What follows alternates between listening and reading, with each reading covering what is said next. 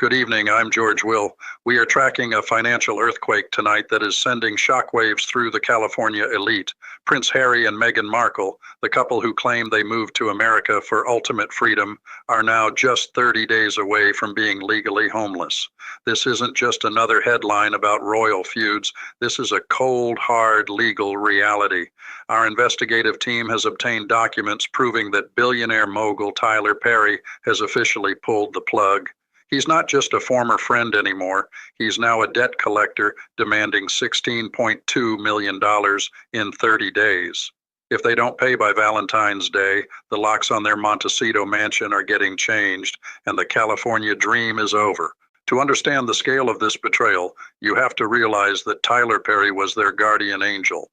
When they fled the UK with zero security and their bank accounts frozen by the Crown, Tyler didn't just open his door. He gave them his $18 million Beverly Hills estate for free. He paid for their bodyguards. He treated them like family. And when they wanted to buy their own palace in Montecito for nearly $15 million, Tyler did the unthinkable. He handed them a $14 million personal loan. No traditional bank would have touched them without a steady paycheck, but Tyler trusted them. He gave them a friendship rate of 4% interest and a 4-year window to pay him back.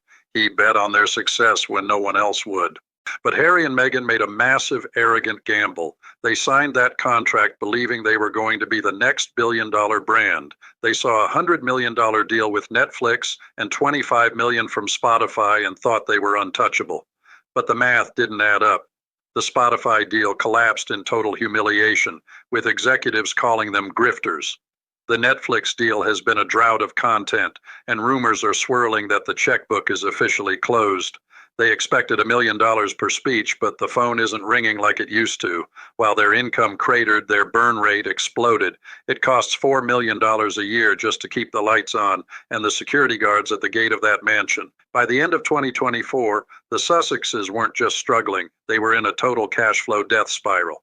The real shocker, they didn't even have the decency to be honest with the man who saved them. Tyler's team reached out in June. Silence. He personally called Harry in November. Tension. When the December 31st deadline arrived for that $14 million payment, Harry and Meghan did the one thing you never do to a billionaire friend. They ghosted him. Tyler Perry didn't become a billionaire by letting people walk over him. On January 15th, his lawyers dropped the hammer. The letter is brutal. It says, "Your patience has reached its limit. No more extensions, no more royal excuses." In California, Tyler doesn't need a courtroom to take that house. It's called a non-judicial foreclosure.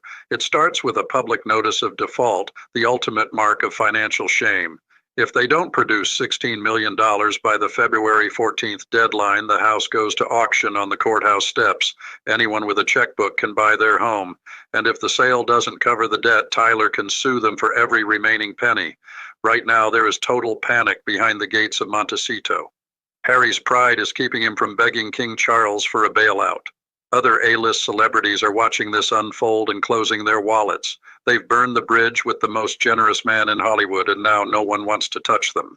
Their only card left is the nuclear option, declaring bankruptcy, but that would mean opening their private books for the entire world to see. Every failed deal, every mounting debt, and every dollar spent on a lifestyle they couldn't afford would be public record.